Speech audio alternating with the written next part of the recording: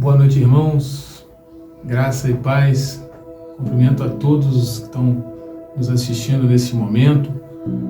Vamos para mais um compartilhamento da palavra de Deus aos corações dos irmãos. Amém? Para mim é uma satisfação imensa estar podendo compartilhar, estudar a palavra do nosso Senhor neste momento com os irmãos. Amém? Eu convido os irmãos a abrirem as Bíblias no livro do profeta Jeremias, capítulo 1, 8 e 9. Esse vai ser o nosso texto base e iremos fazer um paralelo no livro de Marcos 4, 35 e 41.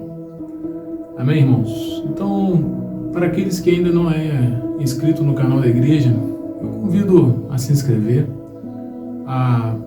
de modo que for surgindo mensagens novas, os irmãos possam ser avisados ali, né? No caso, acione também o sininho de notificações ali, tá?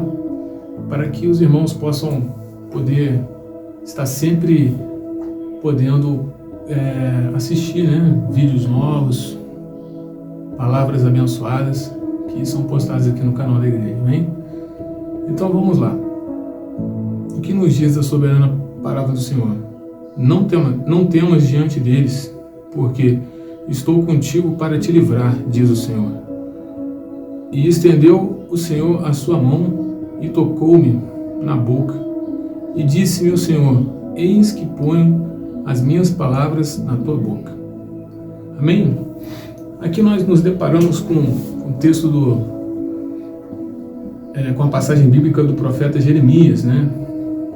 O profeta Jeremias, ele foi um dos profetas maiores, né? Porque ele tá junto no hall ali, junto com Isaías, né? Daniel, e a história dele é muito impactante, né? Ela serve de aprendizado para nós cristãos, porque ele viveu naquele momento em que Israel estava sendo levado cativo, né? Um pouco antes ali.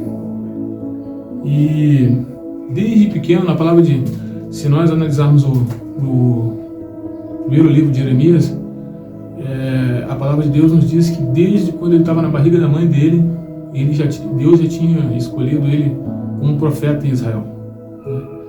Só que naquele momento ali, um pouco mais à frente, ele fala com Deus, né? Ele questiona Deus: Deus, Senhor, eu não tenho aptidão, porque eu sou menino ainda. Ele questiona Deus, como é que ele ia ser profeta se ele era pequeno, né? E Deus falou esta palavra para ele: não temas diante deles, porque eu estou contigo para te livrar, diz o Senhor. Muitas das vezes nós nos deparamos com isso na nossa vida. Deus nos chama e às vezes a gente olha as adversidades e às vezes nós questionamos Deus: Senhor, por que eu? Mas nós esquecemos que o ministério é dele. Ele tem o controle sobre nossas vidas. Basta nós nos dispormos a fazer a obra do Senhor. Amém? Muitas das vezes nós nos encontramos nesse dilema, né? Será? Muitas das vezes é a falta de fé que nos faz, às vezes, decepcionar Deus com a gente, né? Como nós tiramos de ensinamento, né? Deus não se afasta da gente, mas sim nós que nos afastamos de Deus. E com isso, naquele momento Jeremias, ele passou por um problema, né? Ele passou por esse dilema e Deus falou com ele dessa maneira, né? Estendeu o Senhor a sua mão e tocou a boca, e disse-me o Senhor: eis que põe as minhas palavras na tua boca. Então, nós não devemos ficar questionando Deus, simplesmente nos dispormos e termos fé, né? Eu faço um paralelo dessa palavra com um texto lá no livro de Marcos.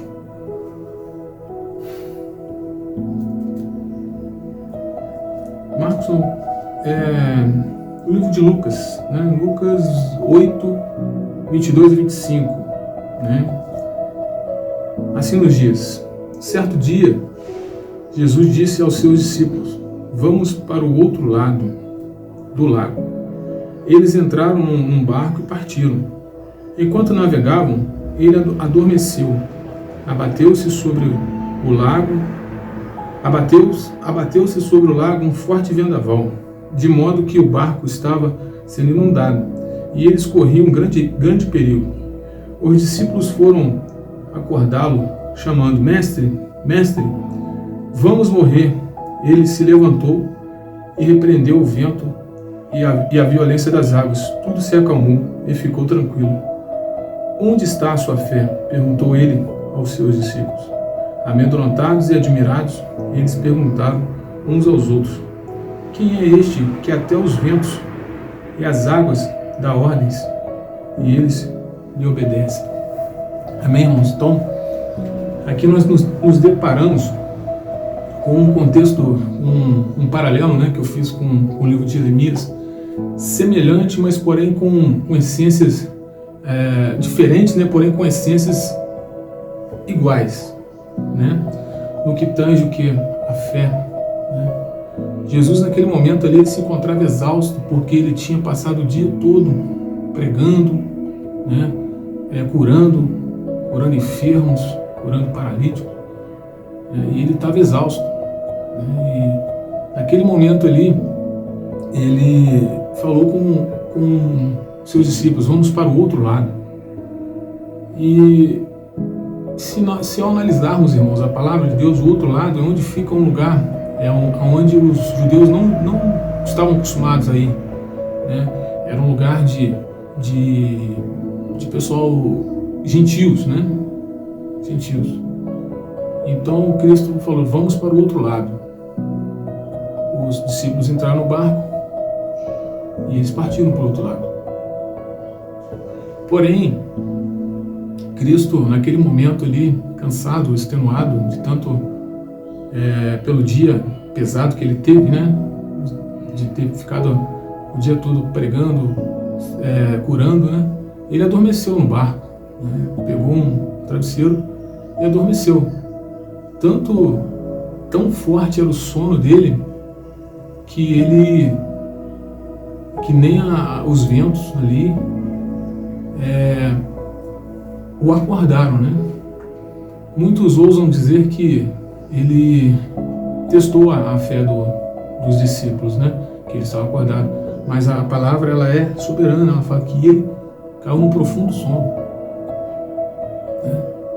E naquele momento ali veio um vento forte, um vendaval, e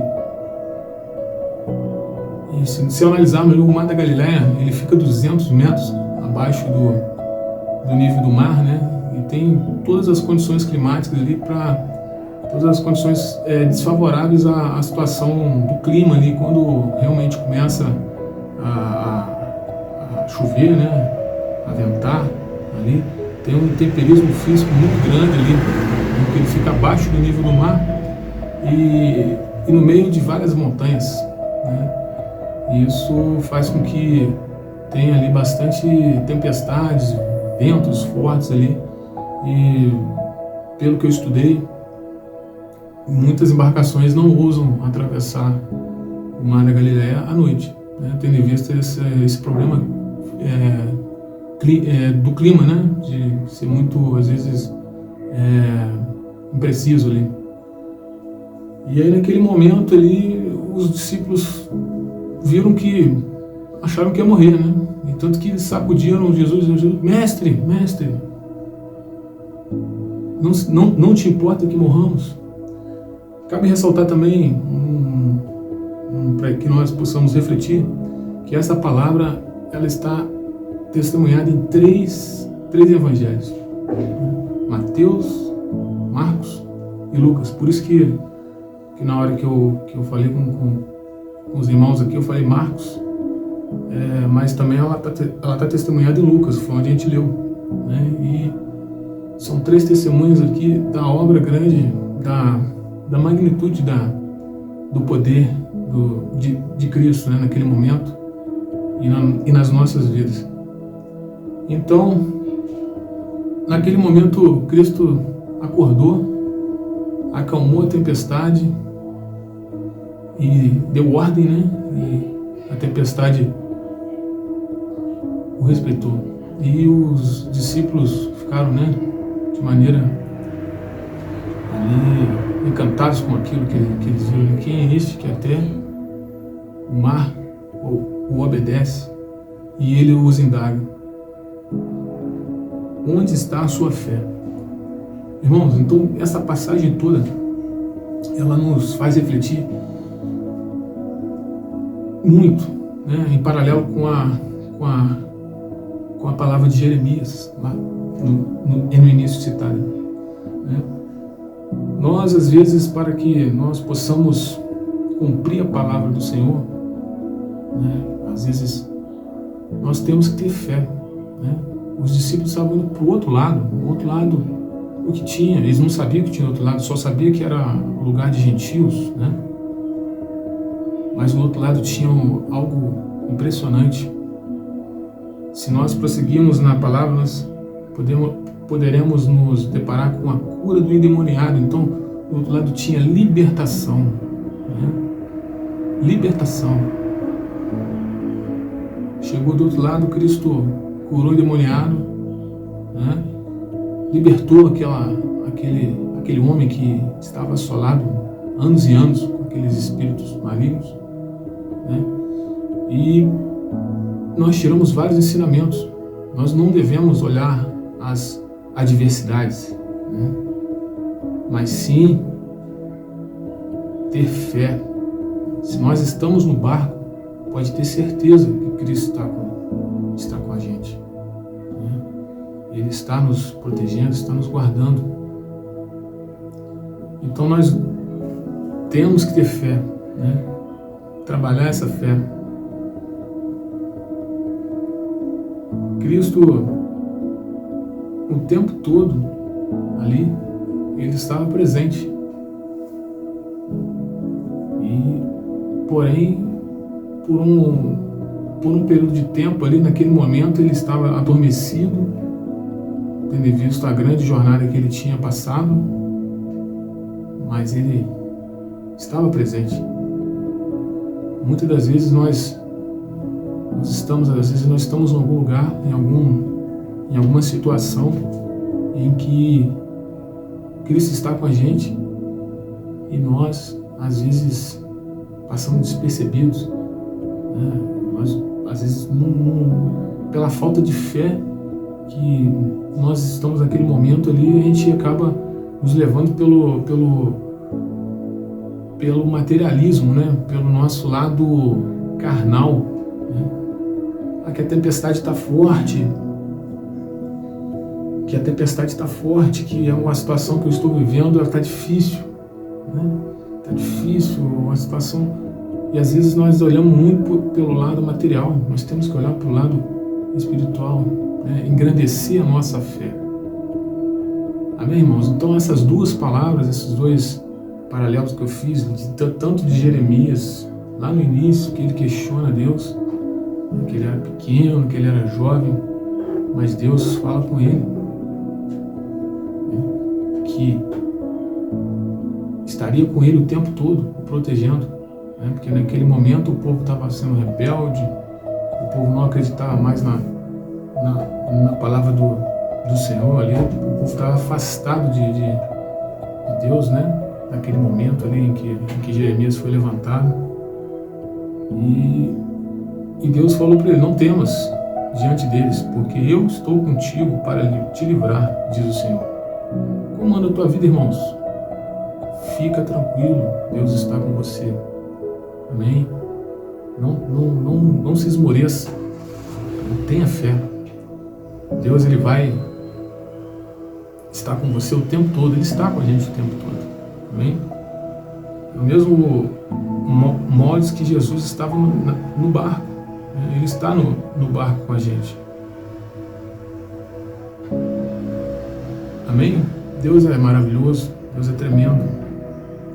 Convido os irmãos a fazer uma breve oração e meditar nessas duas passagens, né, que nós estamos refletindo nesse momento. Amém? Senhor Deus, amado Pai, grande és Tu, Pai, na vida dos Teus servos, Pai. Nós nos colocamos neste momento, Pai, em agradecimento por tudo que o Senhor tem feito na nossa vida. Te pedimos perdão, Pai, pelos nossos erros e às vezes por aqueles momentos, Pai, em qual nós nos deixamos faltar a nossa fé, Pai.